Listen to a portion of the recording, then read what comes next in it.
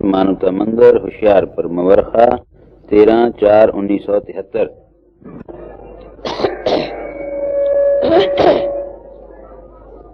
ये जलसा नहीं है, कॉन्फ्रेंस नहीं है, सोशल पॉलिटिकल गैदरिंग नहीं है। ये क्या है? इसको कहते हैं सत्संग। सत्संग में और सोशल गैदरिंग में, लेक्चरबाजी में बिल्कुल डिफरेंस है। अब सत्संग क्या है? तुलसीदास रामायण में लिखते हैं, बिन सत्संग विवेक न होई, राम कृपा बिन सुरभ न सोई। तुलसीदास जी कहते हैं कि सत्संग के बगैर विवेक नहीं आता, समझ नहीं आती, ज्ञान नहीं मिलता, अनुभव नहीं मिलता। तो जो शब्द सत्संग में जाकर सत्संग की सार चीज को ग्रहण करने की नहीं करते, उनको सत्संग में जाने से कोई फायदा नहीं। मेरे सत्संग में तुम बच्चे आए हो, बच्चों का क्या काम? क्या काम? ये तो तुलसीदास कहता। अब मैं आपको बताता हूं तो सबका यही हाल है। गुरु नानक साहब के घराने में सुखमणि साहब शायद 5वीं पातशाही में या गुरु नानक साहब ने लिखी है। उसमें वो क्या कहते हैं सुनो, पढ़ो।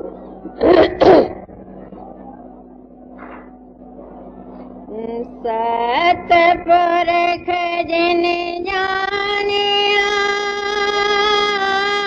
सतगुर तिस का नाम।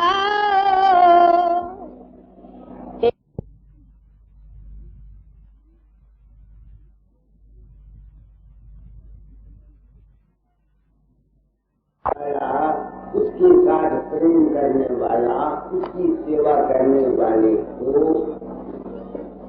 सुख मिलता है और उबरता है, यानी संसार से भी पार करा जाता है, संसार में सुखी भी रहता है।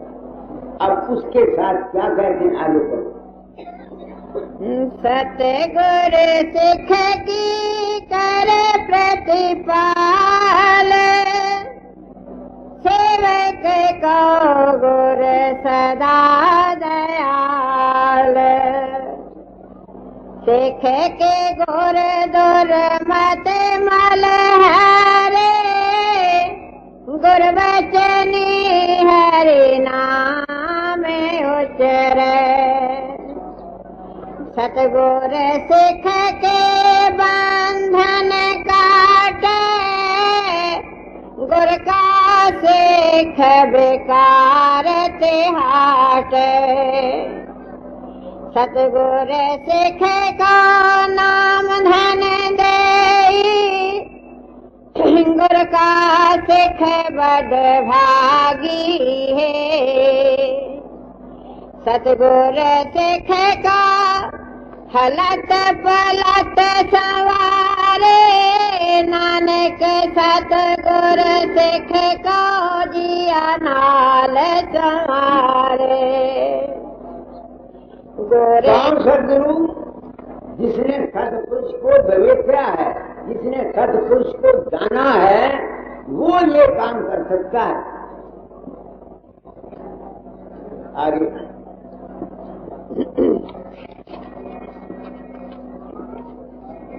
गुर के ग्रह सेवक जो रहे, गुर की आज्ञा मन महस है।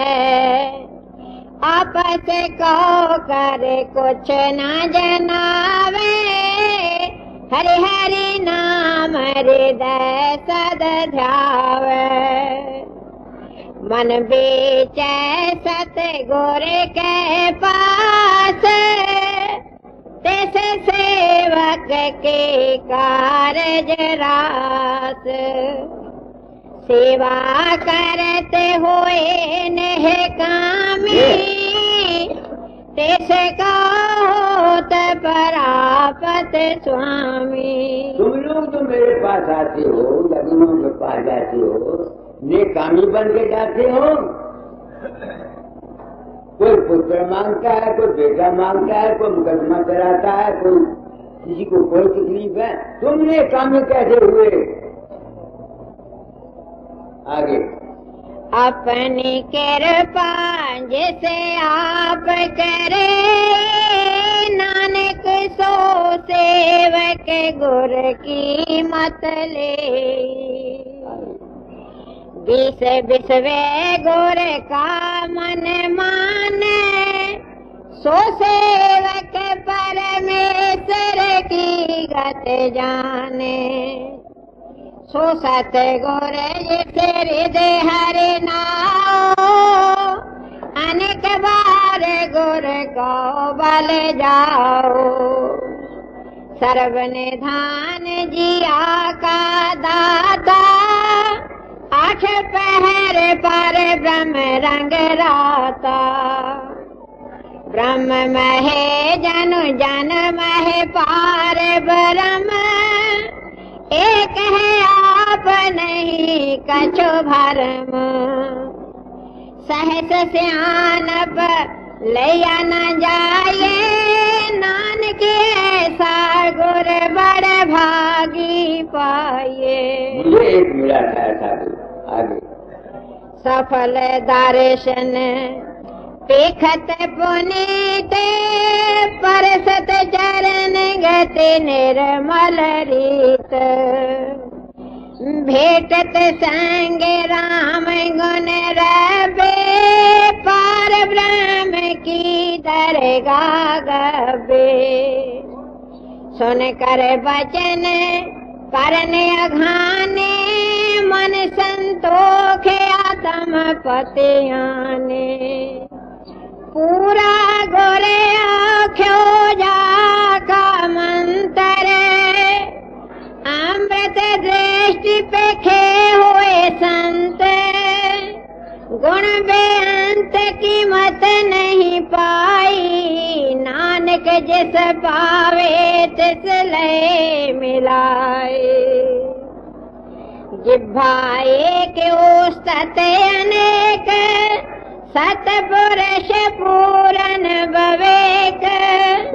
अब देखो, सतपुरुष जिन विवेक या सतपुरुष किसका नाम।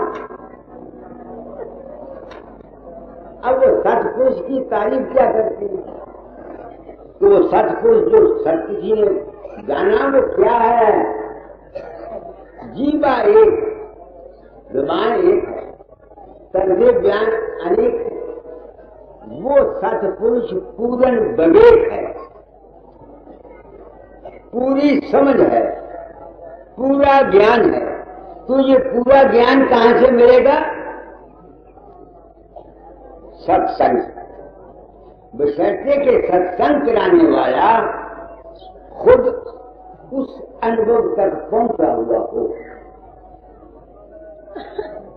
समझ गए?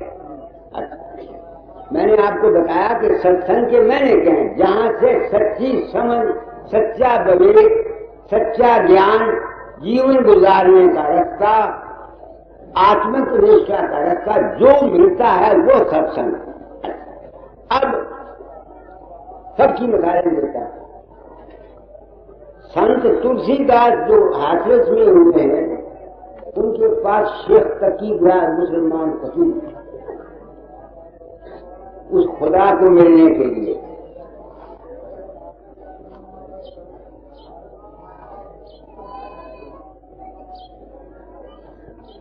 बैठ जाइए। एक ही बात है, आप बैठ जाइए।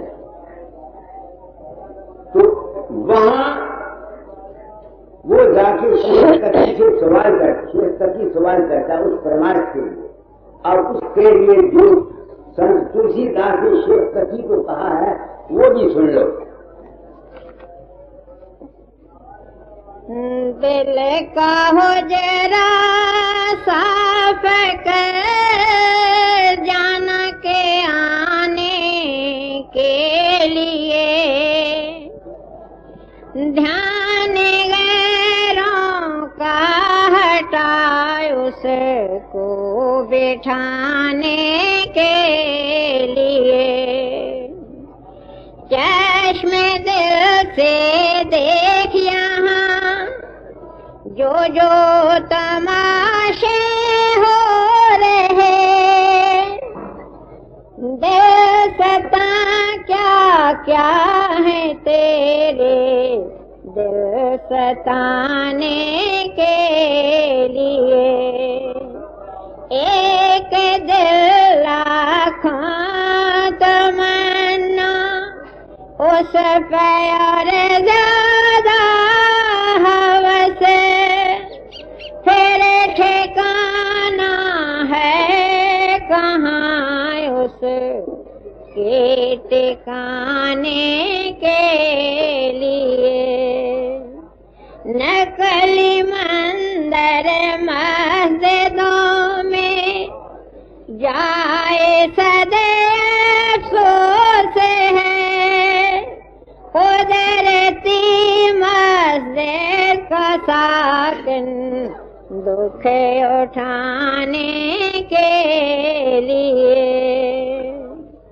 कुदरती काबे की तू मेहराब में सुन गौर से, आ रही धुर से सदा तेरे बुलाने के लिए, क्यों भटकता फिर रहा तो ऐ तलाश यार में, रास्ता शारग में है दिल बर पे जाने के लिए, मुर्शिद कामिल से मिल सिद्ध कैसे बोरी से तकी, जो तुझे देगा पहमशा रग के पाने के लिए। अब देखो यहाँ भी वही बात, संत तुलसीदास कहते हैं शेख कथी को, मुर्शिदे कामिल से मिल सिद्ध को सरूरी से ऐ कथी, वो क्या करेगा, वो तुझको देगा फहम, फहम मैंने विवेक समझ और ज्ञान। तो मैंने आपको बोला था कि ये जलसा नहीं है ना, यह लेक्चरबाजी नहीं है ना, ये सोशल पॉलिटिकल गैदरिंग नहीं है ना, ये सत्संग है। सत्संग से क्या मिलता है, मैंने गुरु नानक साहब की वाणी आपको सुना दी, सुनाई कि नहीं? अच्छा, फिर शेख कथी की बात बता दी, संत तुलसीदास की जुबान से कह दिया बिन सत्संग विवेक न हो। अच्छा, अब मैं ब्राह्मण हूं, क्या सनातन में भी कोई ऐसी बात है? हाँ है, गायत्री का मंत्र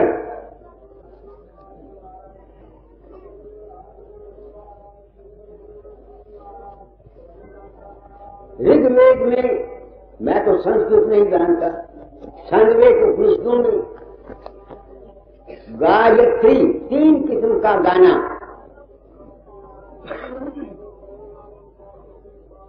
जब तक कोई आदमी अपने अंतर पहले 3 किस्म के गाने को सुनता हुआ सावित्री में नहीं गाता, उसको सहम नहीं आता, उसको विवेक नहीं आता, उसको समझ नहीं आती। सोचो, ये बताएंगे कि गायत्री का क्या अर्थ है, मुझे पता नहीं, वो भी आए हैं, उनको भी कर दो तो ये हाँ उधर आ जाएंगे, इधर आ जाइए प्रिंसिपल साहब। मुझे एक बात याद आ गई, बीच में जुमला मुतरिजा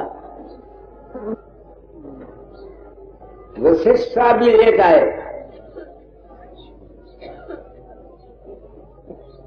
प्रिंसिपल साहब भी लेट आए। मुझे डाटा डाल के एक वक्त याद आता है, सुनाम में आए,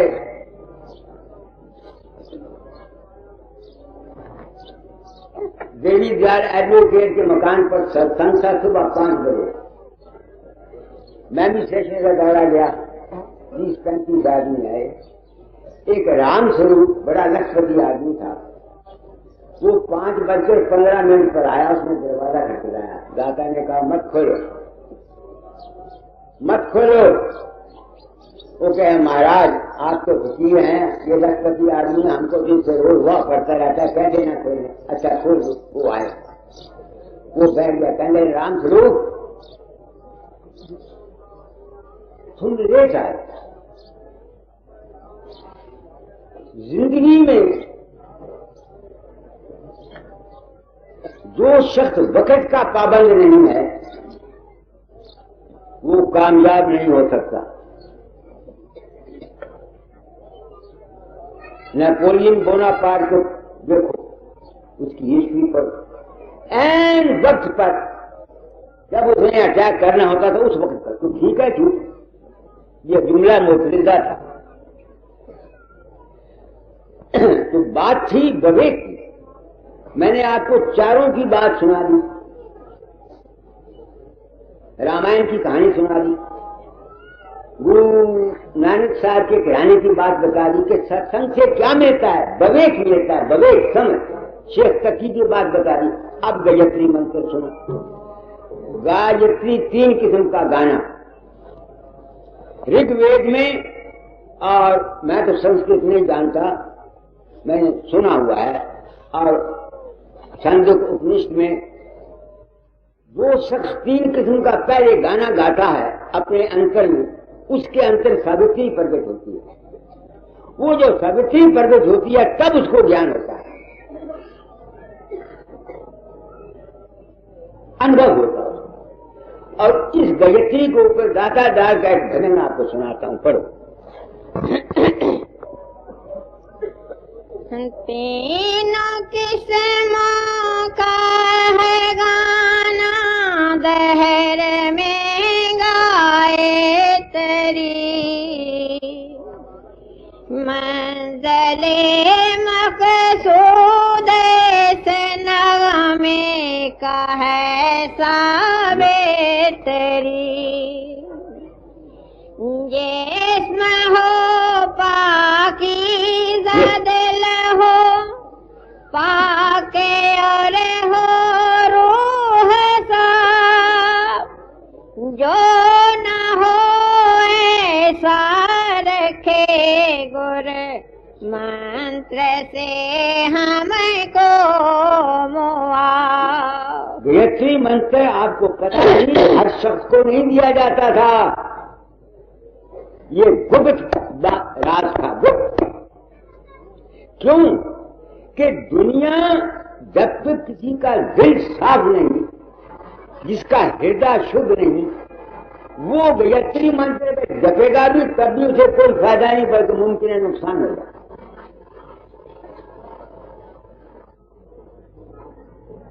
मैंने चूंकि मेरे में ऋण था, दाता जाल का कर्जा था कि चोला छोड़ने से पहले तालीम को बदल जाना, मैं कोई दावा नहीं कि जो कुछ मैं कहता हूं यही ठीक है, कान को हाथ लगाता हूं।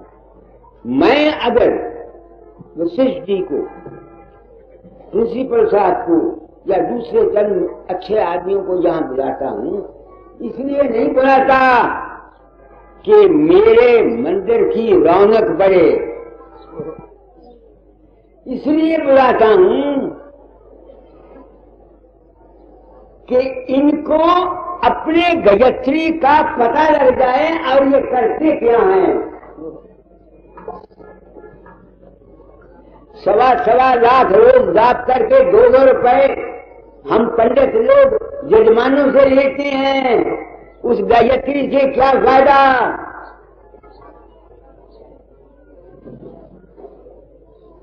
फिर पढ़ो शुरू से इसको, घड़ी रख दो जहां तक। तीनों किस्मों का है गाना, दहर में गाए तेरी, मंज़िले मकसूद इस नगमे का है सावित्री। सावित्री सूरज को कहते, तुम हम सब आत्म रूप हैं, प्रकाश स्वरूप हैं, तो जब तक कोई आदमी इस साधन से आगे नहीं जाएगा वो कहां जाएगा? और यही राधा स्वामी मत या संत मत में है, सत्याकार ओंकार नारिंकार के आगे 10वें द्वार से आगे जो सोहम पुरुष है वो तुम्हारा आत्मा है। क्या फर्क? सनातन में संत मत में क्या फर्क है? इस्लाम में क्या फर्क है? मतलब तो अमली जिंदगी से है। ये 3 किस्म का गाना क्या है? ये है स्थूल, सूक्ष्म और कारण प्रकृति जो है हमारी।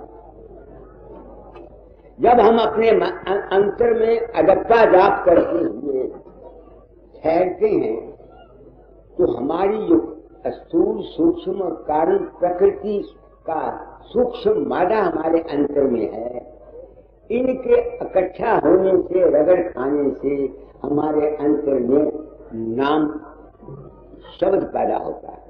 जो शख्स इसको सुनता हुआ इकट्ठा हो जाता है वो अपने आत्म स्वरूप सावित्री में जा सकता है, दूसरा नहीं जाता। आगे जिस्म हो पाकीज़ा, दिल हो पाक और हो रूह सा, जो न हो ऐसा रखे गुर मंत्र से हमको मुआ।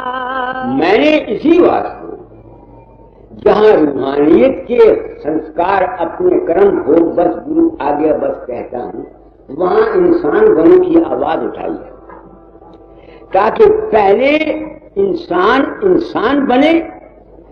जब तक वो पहले इंसान नहीं बनता वो लाख अभ्यास करे, लाख जो मर्जी चाहे करे, उसको उस मंजिल मकसूद तक पहुंच नहीं सकता। आगे अहलियत उसमें नहीं है, ज़र्फियत उसमें नहीं, समझेगा क्या खाक जब ये हुर्रियत उसमें नहीं। ये नहीं तोता कहानी, ये नहीं जपने की चीज, नगमाए जज़दा को गाएगा कोई अहले तमीज। राज मखफी सर अकबर है यही गाए तेरी, मंज़िले मकसूद जिसका कहते हैं सावित्री। क्या है ये सावित्री, कौन समझेगा ऐसे, जब तलक गाना न जाने कैसे बूझेगा इसे। कावले रग़बत है ये महराज़े मेरे अजीज, कुछ दिनों गुरु संग कर तब आएगी तुझ में तमीज। मैंने कहा था कि ये सत्संग है। सत्संग में क्या मिलता है? बिन सत्संग विवेक न होई राम कृपा। मैंने आपको बता दिया, रामायण की चौपाई बता दी, गजश्री का भाव बता दिया, गुरु नानक साहब के घराने की बात बता दी, शेख तकी की बता दी। तो आप लोग सत्संग आगे बढ़ो। संत कृपा से वो कहता है करेक्ट अंडरस्टैंडिंग। जितना झगड़ा है ये सब लफ्जों का है। हम बातें करना जानते हैं, मेरी तरह बकवास करता हूं मैं भी, अमल करना कोई तेरी खीर है। मैंने इसी वास्ते दुनिया को नाम नहीं दिया। मैं चेले नहीं बनाता, किसी का गुरु नहीं बना, सत्संग कराता हूं। जिनका अधिकार है, संस्कार है, वो अपने मन को पहले साफ करें, फिर साधन करें, उनका काम बन जाएगा। आगे तब जलाली शान आए गी नजर में बेगुमा और जमाली जहां उसका देखोगे तुम हर ज़मान। हे से बातन से गरज हो वेद ज़ाहर से नहीं। वेद बाहर से नहीं करो। वेद ज़ाहर से नहीं है यही सावे तेरे गाए तेरे का इष्ट पद। एक पद आगे। वो न समझेगा कभी करता है जो नितर दुखद। जो हर वक्त अपने मन में जिसकी जिंदगी ही ठीक नहीं है वो क्या समझेगा? आगे। दीदाए भी ना हो तब दर्पण दिखाना चाहिए। गोश सनवा हो तो ये नुक्ता सुनाना चाहिए। पढ़ते रहते हो किताबें करते हो क्योंकि लोकाल काल की क्या हैसियत है होना बारिद जब के हाल। प्रैक्टिकल लाइफ करने को मैं भी बक बक बक करता रहता हूँ। मंत्र जितने पढ़ के मैं दुनिया को सुना दूं। हमारी अपनी रहनी कैसी है? आगे। काल से होता है क्या हाल हो तब लुत्फ आए। जिंदगी का बरमला भर्गो देवस्या धीमहि। ओम क्या है कहते हैं हम गायत्री। गाओ माँ को हासिल हो तुम्हें सावित्री।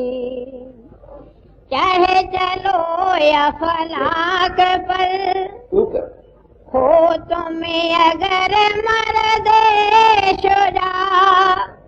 और वहाँ चढ़ कर सुनो रघुवत से ये बांगे समा। है जमी भोय और भव को तुम समझ लेना खला। स्वाह तब काया समा का कह रहा हूँ बरमला। तीन दिनों पर चढ़ो ऊपर चलो या फलाक पर। शाम से तावा पर पड़ेगी बेगुमायूस नजर। है चले जाएगा ये नगमा तुम्हें सुए फलक।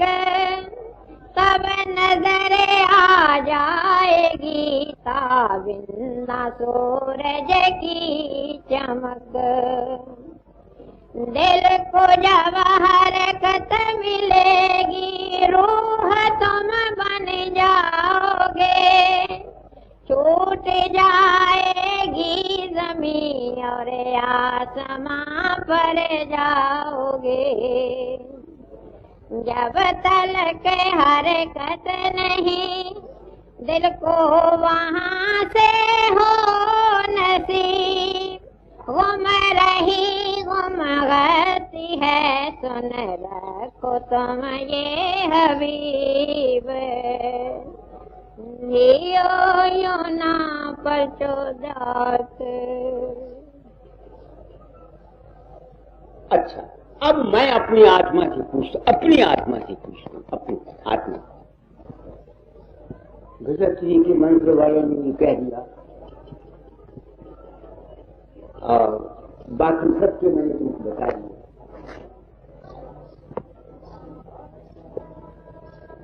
जीव क्या करेंगे ये तो वहां पहुंच नहीं सकते।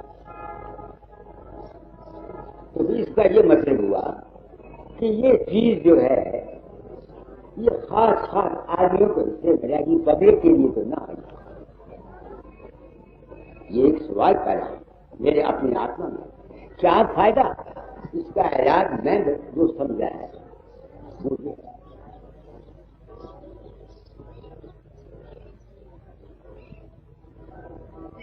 पतंजलि के योग शास्त्र में जहां इस आत्मिक उन्नति करने के लिए बहुत सी बातें कही हुई हैं, वहां लिखा हुआ है आखिर में, ये जानते होंगे जो विद्वान हैं, मुझे तो एक हर भजन लाल बड़ा भारा शास्त्री था, वकील था, उसने बताया था मुझे ये क्या नाम है पतंजलि का योग शास्त्र है। बात ये थी, मैंने एक मजमून में लिखा था इंसान बनोगे साधन करते हुए, कई तुम मेरा ध्यान करके देखो, ये लिखा था मैंने। तुमको साइंस के असूल के मुताबिक, लॉ ऑफ रेडिएशन के मुताबिक फायदा पहुंचना चाहिए। अब उस वक्त तो मैंने जरूर में लिख दिया। जब मनुष्य बनो छप के आया मेरे पास तो मैंने पढ़ा, तो मैंने सोचा कि जन तू बड़ा अहंकारी हो गया, तूने क्या लिख दिया? दुनिया तुझे बेवकूफ कहेगी, अहंकारी कहेगी। तो मैं इस पेशेमानी में था, तो मैं गया अलीगढ़, वहां यह भजन लाल मेरे पास आया, कट्टर सनातनिस्ट है, वेदों निषदों पुराणों सबका संस्कृत का मास्टर है। उसके सामने मैं रो पड़ा। मैंने कहा हर भजन लाल मैंने गलती खाई है। कहने क्या? मैंने कहा ऐसा ऐसा मैंने लिख दिया है, कोई प्रमाण नहीं मिलता, लोग मुझे क्या कहेंगे? उस वक्त तो मैंने लिख दिया, मनुष्य पर उन्हें छाप दिया। उस वक्त जो बोला नहीं, वो चला गया। शाम को वो उसकी औरत 5-6 बच्चे सब लाके एक फूलों का हार 10 रुपए मठियाई लाके मेरे आगे उसने सांस का मत्था टेका। कहने लगा पंडित जी ये किताब है पतंजलि, इसमें ये लिखा हुआ है तुमसे कुछ नहीं होता तो किसी वीतराग पुरुष को अपनी खोपड़ी में रखो, किसी वीतराग पुरुष को अपनी खोपड़ी में रखो, उसका ध्यान किया करो, ये लिखा हुआ है। मुझे शांति होगी। आम दुनियादारों के लिए तुम जहां गयत्री तक नहीं पहुंच सकते, तुम्हें क्या चाहिए? किसी वीतराग पुरुष को अपनी खोपड़ी में रखो। ये पतंजलि कहता है। और राजा स्वामी दयाल क्या कहते हैं? गुरु का ध्यान कर प्यारे, बिना स्नेह छुटना। वो कहते हैं गुरु का ध्यान कर, इसके बगैर तेरा छुटकारा नहीं है आम दुनिया के लिए। तो आम दुनिया के लिए वीतराग। अब सवाल यह है कि तुम ये कहोगे कि हम वीतराग को कहां छूने गए? तुमको हक है। तुमको हक है सवाल करने का कि तुम वीतराग पुरुष को कहां ढूंढने जाओ। मैं तुमको एक मिसाल देता हूं। एक औरत है खूबसूरत, जिसने उसको बहन माना हुआ है। जब वो उसको देखेगा उसके जज्बात और होंगे, क्योंकि उसने उसको बहन माना हुआ है। किसी ने उसको मां माना हुआ है, वो जब उसको देखेगा उसके अंदर, हालांकि वो सुंदर है, खूबसूरत है, जोबन है, मगर उसके दिल में कोई ख्याल नहीं आएगा। उसका पति जब जाएगा उसके दिल में और ख्याल आएंगे। इस तरह से जहां भी तुम्हारा विश्वास है उस अपने इष्ट को पूर्ण मानो। मैं नहीं कहता मुझे मानो, अपने हमारे ऋषि बड़े जाना थे। रामचंद्र जी या कृष्णचंद्र जी ब्रह्म के अवतार थे या नहीं थे, छोड़ो इन बातों को। उन्होंने इष्ट दिया। कृष्ण ब्रह्म का अवतार है, राम ब्रह्म का अवतार है। तो जिन्होंने उस रूप में उस ब्रह्म को माना, जैसा जिसने माना उसके मुताबिक उसको फल मिला।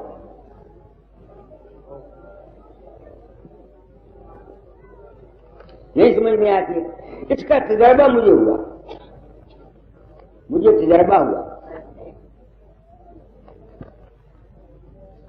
आज 1.5 महीना हुआ एक चिट्ठी आई भोपाल से।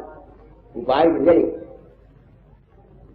एक लड़के का भाई लिखता है, बाबा जी वो मेरी किताबें पढ़ते हैं, मुझे तो पता नहीं, उनका विश्वास बैठा हुआ, उनका विश्वास बैठा हुआ। वो कहता है बीए का फॉर्म भरना था।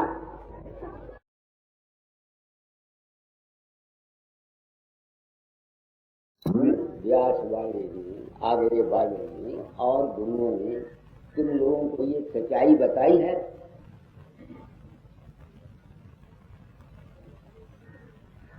मैं बाज़ वक्त कहीं सोचता हूं कि अगर जो कुछ मैंने अनुभव किया है ये ठीक है और कर्म का कानून सबको देना पड़ता है, तो जिन जिन महात्माओं ने इस बात को पर्दे में रखकर अपना झूठा मान और झूठी इज्जत ली है, उनकी जिंदगियों का क्या अंजाम होगा। कई दफा मेरे दिल में यह ख्याल पैदा होता है, मैं खुद डर गया हूं। मेरा अंजाम मालूम नहीं कैसे हो, मुझे पता नहीं, ये मालिक जानता। मैंने उन संतों की पिछली जिंदगियां देखी, सख्त से सख्त बीमारियों में गए, पलटू जैसे जो कहते थे साधो भाई हम वहां के बासी जहां पहुंचे नहीं अभिलाषी, उनकी जिंदगी का क्या हाल हुआ, तो मैं कहां गया। अरे फकीर चंद अगर पर्दा रखता तो आज लाखों का मालिक होता। मेरे भी मानव केंद्र बने हुए होते, डेरे बने हुए होते, लाखों हजारों आदमी मेरे पीछे फिरते, पर मैं आखिर वो भी चले गए, मैं भी चले गया। कहाँ गए बाबा सावन सिंह, कहाँ गए दाता दयाल, कहाँ गए राम, कहाँ गए कृष्ण। ये तो संसार ऐसा चला, तो तुम लोग आए। मैं अपना एक धर्म समझता हूँ आपको अपनी जाति तजर्बे की बना पर अनुभव बयान कर जाना। तुम वहां तो नहीं जा सकते, सिर्फ अपने मन को आशावादी रखो। किसी के साथ दुश्मनी, किसी के साथ नफरत, खुदगर्जी, मतलब प्रस्ती, 420, हेरा फेरी मत किया करो, ताकि तुम्हारे कर्म तुम्हारे लिए प्रतिकूल न हो, अनुकूल।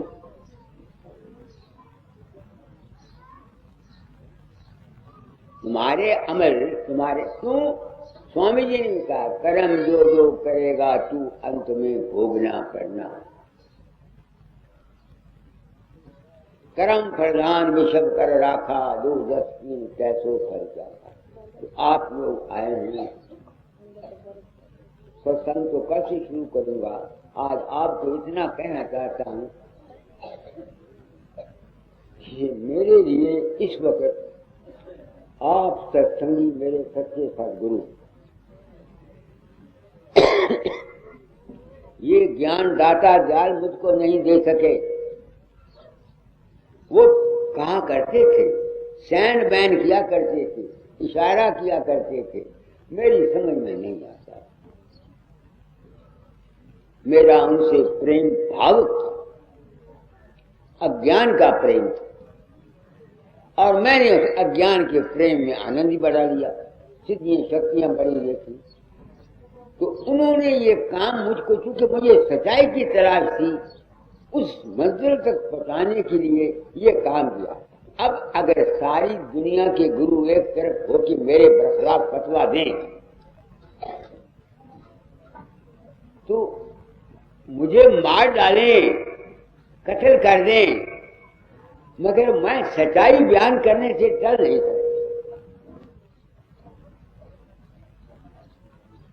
मैं सच्चाई बयान करने से टल नहीं सकता। क्या हुआ, जिंदगी 2 दिन की है, ये गधियों वाले मुझे कत्ल करने को फिरते हैं, ये सच्चा वाकया। हम लोगों को, गृहस्थियों को बेवकूफ बनाकर लूटा जा रहा है और पागल बनाया जा रहा है।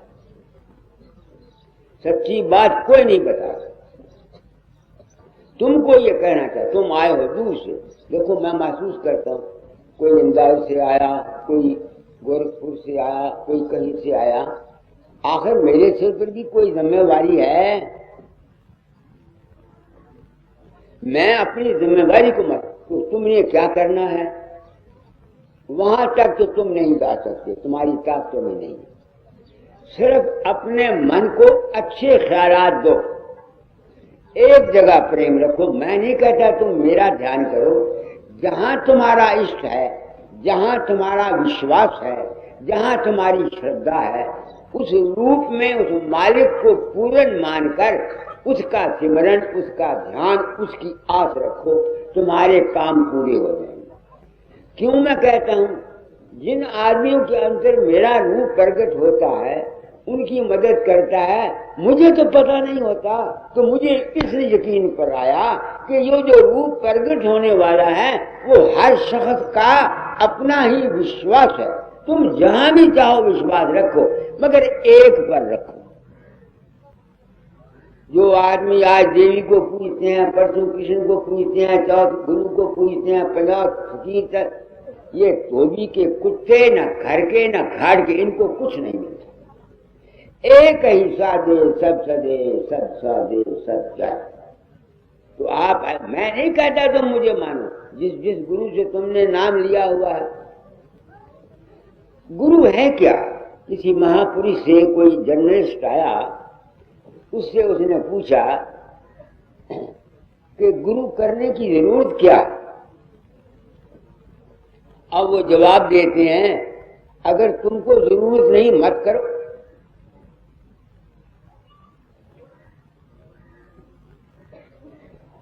अगर कोई मुझसे सवाल करे कि गुरु करने की क्या जरूरत है, मैं कहता हूं गुरु का करना नहीं, गुरु कराया जाता है। गुरु जबरदस्ती इंसान के दिमाग पर असर करता है। बच्चा पैदा होता है, मां की हरकतों से उसको सबक मिलता है।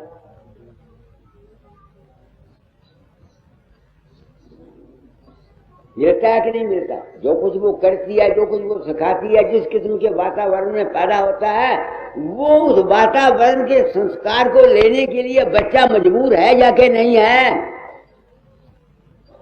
विद्या पढ़ते हो, जब तक उस्ताद तुमको नहीं पढ़ाएगा, तुमको ABC नहीं बताएगा, अलजबरा निकालना नहीं बताएगा, तुम सीख सकते हो। इसी तरह से जिनको रूहानी ख्वाहिश पैदा होती है, उनको भी गुरु की जरूरत पड़ती है। और जिसके अंदर ये ख्वाहिश पैदा हो जाती है, गुरु खुद ब खुद उसको आके मिल जाता है। जिसके अंदर ये जबरदस्त चाह पैदा हो जाती है शांति की, परमार्थ की, गुरु खुद ब खुद उसके पास आ जाता है, कोई ना कोई वसीला बना जाता है। बात मैंने बड़ी सच्ची कही, आपको कोई गलत बात नहीं कही है। दुनिया में चूंकि पर्दा रखा गया, अब पर्दे को ढकने के लिए बहुत सी बातें पखंड की जगाई जाती हैं। इसलिए आप लोग आए हो, मेरा काल कर्म का कर्जा कैसे गया, अब पर्वत करी को संत भेष प्रगट जगत जीव को चेताया, काल कर्म फंद काट धुर ले पहुंचाया। मैं अपनी आत्मा से सवाल करता हूँ, ये जन्म ध्रुपद क्या है? बक बक करता है, लोगों को पेश कर, तू बता तूने ध्रुपद को क्या समझा? जब से तुम लोगों से ये ज्ञान मिला कि मैं तुम्हारे अंदर नहीं आता, यकीन हो गया ना कि जिस कदर भी मन के ख्यालात, जज्बात, आशाएं, वासनाएं, शक्लें हैं, ये सब माया है, तो फिर मेरी सूरत अब कहाँ जाती है? प्रकाश और शब्द। मगर मैं प्रकाश और शब्द में रहता हुआ उस चीज की तलाश करता रहता हूं जो प्रकाश में रहती हुई प्रकाश को देखती है, शब्द को सुनती हुई शब्द को सुनती है। उसका था नहीं। तो जब अपना अनुभव उसकी तरफ जाता है, किसकी तरफ? जो प्रकाश में रहती हुई प्रकाश में को देखती है, जो शब्द में रहती, तो फिर मेरी क्या हालत हो जाती है? उस वक्त मेरी क्या हालत हो जाती है मुझे पता नहीं, मैं कोशिश करता हूं। वो हालत हो जाती है जिस तरह बच्चा देर के बाद मां को आके मिलता है, मां उसको गोद में ले लेती है, बच्चा अपनी हंसी भूल जाता है, मां अपनी हंसी भूल जाती है। वो जो कैफियत उस वक्त उसके दिमाग में होती है मां के और बच्चे के प्रेम की वजह से, जिसमें ना मां को मिला हुआ मगर मां की याद नहीं। मां ने बच्चे को गोद में लिया हुआ है, पहले तो तड़पती थी ना, गोद में लिया हुआ है, फिर बच्चे की याद नहीं। वो एक अवस्था, एक स्टेट है। मैं इस जिंदगी में इस अवस्था का नाम ध्रुपद समझता हूं। अगर कोई और ध्रुपद है और कोई जो दाता द्यार का भाव है, वो दाता द्यार को पता होगा, मुझे पता। ध्रुपद के मैंने समझ गया ना मेरी बात को। मैं उस चीज की तलाश करता रहता हूं जो शब्द में रहती हुई शब्द को सुनती है, प्रकाश में रहती हुई प्रकाश को देखती है। कहने सुनने के लिए हम कह देते हैं हमारा अपना आपा है, मगर कह देने से तो वो अवस्था पर प्राप्त नहीं हो सकती। तुम अगर कह दो मेरा अपना आपा है, तो अपना आप कह देने से, मान लेने से तो वो कैफियत तुम पर तारी नहीं होगी, नहीं ना हो सकती।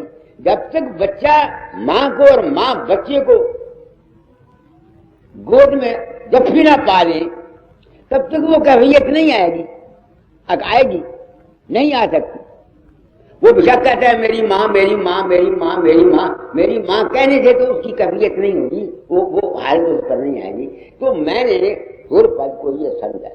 हो सकता है संतों का ध्रुपद कोई और हो, मगर मैं इसको सच विश्वास से मानता हूं कि बारिश जल जमीन के राशि मैंने सुन सुन आवे हांसी। जल जमीन प्यासी पूरी दे दो। क्या वक्त हुआ है? स्वामी जी की वाणी है, जल विच मीन प्यासी मन सुन सुन आवे हाँसी। यानी हमारी वो जो अवस्था है, वो जिसका मैंने जिक्र किया, ये हमारा अपना रूप है। वो हालत जहां मां के साथ बच्चा मिला हुआ, एक हुआ मां नहीं करता,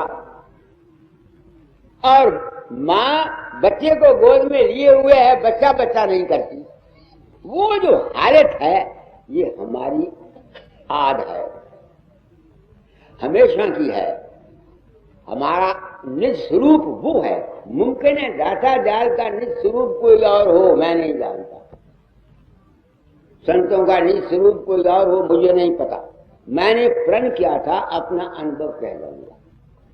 पड़ोस कड़ी को संतों ने क्या कहा? शांत रूप संत भेष प्रगट जगत जीव को चेताया, काल कर्म फंद काट धुरले पहुंचाया। जाता कुछ नहीं पता, तेरा सुर पद क्या है मैं नहीं जानता। मैंने उम्र खो दी सुर पद के लिए, जीवन सारा बर्बाद कर दिया या बना दिया इस सुर पद को खोजने के लिए। शायद सुर पद कोई और हो। ये मैं, तुम आए हो बल्कि तुम लोग आते हो दूर से, मैं एक जिम्मेदारी को महसूस करता हूं। I feel the greatest responsibility. तो अब मुझे जो कुछ मैंने रियलाइज किया है, इसको बयान करने में अगर मैं गलत भी हूं तो मुझे कोई गुनाह नहीं, कोई पाप नहीं है। मेरी समझ में भी आया है भाई, सुर पद ये आगे प्रथम तत् निज स्वरूप पद कमल नमामि। पहला तत्व दाता का क्या पता है मुझे नहीं पता। मैं पहला तत्व, हमारी अपने हस्ती की वो पहली अवस्था जिसमें हमारे अंतर में ना ईश्वर का ख्याल था, ना परमेश्वर का ख्याल था, ना लड़के का ख्याल था, ना दौलत का ख्याल था, ना दुनिया का। वो हमारी आद अवस्था, उसको हासिल करने के लिए क्या तरीका है? संत के सत्संग में जाकर वो तुमको चिताएगा, राज बताएगा, वहां पहुंचने का तरीका बताएगा, किस तरीके से तुमने चलना है तुम्हारी प्रकृति के अनुसार। मैंने ये समझा है। तो आज मैंने बहुत कुछ कह दिया, तुम लोग आए हो, आप लोगों को शायद तकलीफ हो, हमारे पास इतनी जगह नहीं है। अगर कोई कष्ट भी हो, मेरी बेबसी है, मेरे बस की कोई बात नहीं। ये सब लोग ट्रस्ट वाले आंजली काम करते हैं, आप लोगों की खिदमत करते हैं। बहुत कुछ मैंने कह दिया, समझ गए भाई? अगर तुम वहां पहुंचना चाहते हो तो तुम्हारे अंतर में लगन चाहिए, इश्क चाहिए। पहले तो बाहर का इश्क होता है गुरु का, गुरु का इश्क, वो भी पूरे गुरु का कहा गया है। पूरे गुरु के साथ ढूंढो ताकि तुमको वो पूरा ज्ञान दे दे।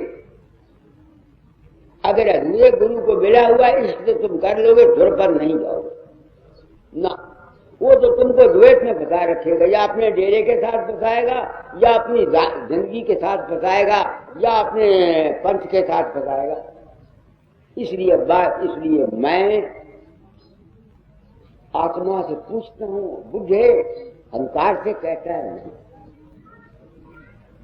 मैं संत सतगुरु वक्त हूं।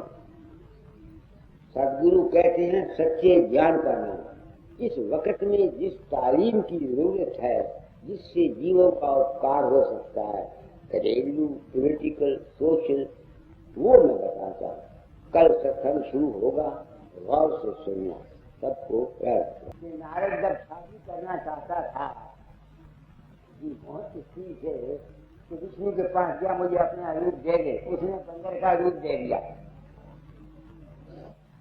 नहीं समझ में आती है, ये लिखा हुआ है, सत्य के झूठ है, बंदर का रूप दे दिया। तो उस लक्ष्मी ने उसको देखा था कि नहीं, विष्णु महाराज के गले में माला डाली, चली गई। तो नारद ने श्राप दिया था कि तूने मेरी बेइज्जती की या बंदर बनाया, ये बंदर ही तेरी मुसीबत के वक्त में रक्षा करेंगे, जिस तरह मैं तड़फा हूँ इसलिए के लिए तू भी कर देगा। हो सकता है क्योंकि विष्णु महाराज ने उसके साथ मजाक किया या जो कुछ किया उसका उनको फल मिल गया, कर्म का फल। मगर मैं सोचता हूँ राजा नृग ने गौदान रोज 1000 या 1000 रोज करता था, उस बेचारे ने क्या गुनाह किया जो उसको बेइज्जती देनी